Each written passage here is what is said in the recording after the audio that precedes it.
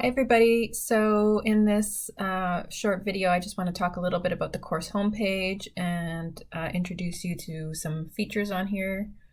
So if you're new to the online course or this is your first online course that you've taken, this might be new to you, but it just takes a little bit of practice to get used to using the course homepage here.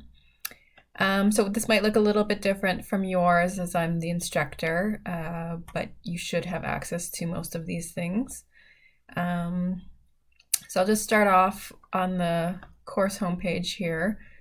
So this is your book list, and some of these, again, are available online. Other ones you'll have to purchase through the university bookstore or find them on Amazon and order them there. But if you click on the links, that'll take you to the source and you can look at these texts that way. So it's pretty easy. Some other features here, we have a news forum. So if I have any announcements, I might use the news forum and post an announcement that way, but usually I'll just use the course email and send out a mass email to all the students in the class if I need to share some information with all of you. And there's also, multiple ways that you can get a hold of me. So if you use the Ask the Instructor forum, this is a forum that allows you to add a question directly to me. It's an open forum though, so everybody in the class can see your question and they'll see my answer as well. So if you have a very broad question and you want clarification, you can ask the instructor using that option. If you have a more specific question about your work or you want to, tell me information that may be personal in nature, or you just want to have a direct one-on-one contact, just send me an email through the course email, and it's basically the same as any email service. You click on new message, you add your recipient. In this case, you might be writing to me, your teacher. You could also access other classmates through the course email. You can add your subject and the content of your email, whatever you want to ask. And then if you need to attach any files, for example, I'm happy to look at any draft of an essay or an assignment. You could attach the draft to your email and send me that email directly, and I will write back to you in good time. So we'll just leave that for now. Go back to our home page. But yeah, the course email is probably the best way to get a hold of me, and I usually write back within definitely 24 hours, if not earlier.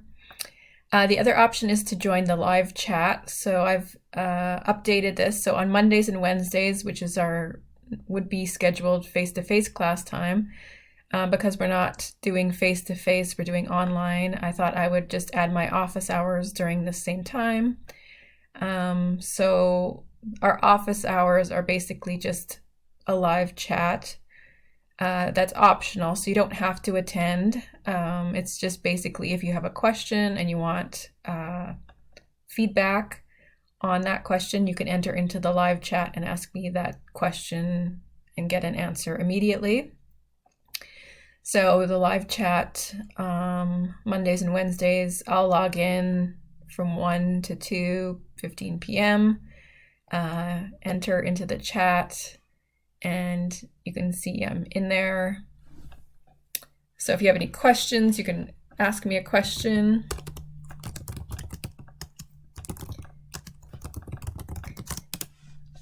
And we can have a little conversation. But anybody who's in the chat room is able to see your question and response. So just, again, keep that in mind. If you have personal information or a personal question, send me a private email. Don't use that chat room for that kind of question. But if you want, clarification on an assignment or anything like that, you can definitely log into the chat and ask me that question. And if this time is not convenient to you, just send me an email and we can arrange for another meeting time or appointment. And if live chatting is not really the best way to do it, we can also schedule either a Zoom or a phone call, whatever. I'm flexible that way in how we connect. And then as the classes go on, I'll update each day, Monday and Wednesday, with new content. And so here we're starting with Monday, January 11th. Some of this content isn't viewable yet, but it will be. So the syllabus is here. And you'll notice that some classes will have forums that allow you to add to them.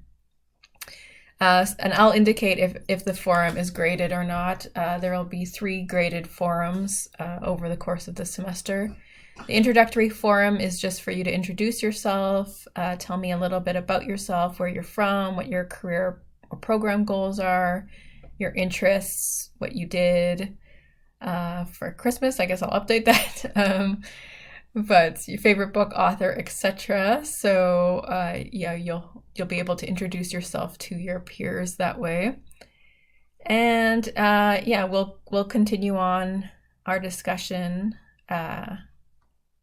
on Mondays and Wednesdays. I'll add new content there. And then eventually you'll be able to see the writing assignments on Turnitin. So when you see this little app here, this is called Turnitin, and this is where you would upload your assignment. So your first assignment in this class is an article summary, and I'll explain what that is in our class lectures. But once you're ready to submit, you would click on this assignment, and then you should see your name listed, and then when you're ready to upload, you can find your name and submit paper by clicking on this little cloud with an arrow. So if we click onto that, it asks you to upload the file. So it's again just a drag and drop of your file. And then you can title it with your name or whatever, and then add submission. So that will upload your file. And then immediately it will Turnitin, generates a percentage, and this isn't going to be your mark. It's just a similarity report, or what's called an originality report.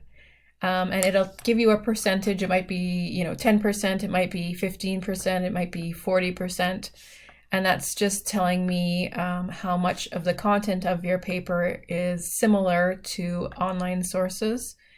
So the more quotations you have, or the more content from secondary sources that you have in your paper, the higher your similarity percentage will be.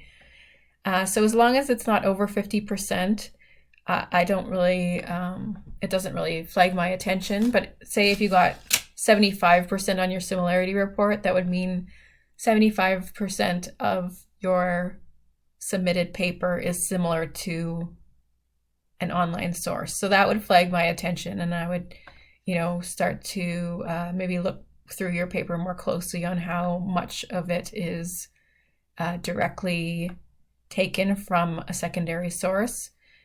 So you want to make sure that you're doing proper citations, including in-text citations and references, and making sure that your writing is not copying anybody else's. So that's one of those checks that we do. And it just says here, originality reports usually take 20 minutes or less for your to generate that percentage. But you don't have to worry too much about that for now at this point. So yeah, other than that, eventually we'll get to there might be more other features that show up. I might ask you to respond by sharing something in our discussion forums, or doing a little practice exercise. These are all, again, voluntary, participatory exercises. They're not mandatory, but again, it's a good way for us to interact with each other by adding or sharing in these discussion forums that we'll post on the course homepage. And when you click in a discussion forum, it'll just ask you to add a new discussion topic. So you can click on that and add a subject and then your response there and post to forum. So this again is viewable by everybody in the class. So just make sure that you're only sharing things that you want to share with everybody. And that's about it. So yeah, if you have any other questions regarding how to navigate the course homepage, let me know if you have any troubles. And other than that, I'll keep updating.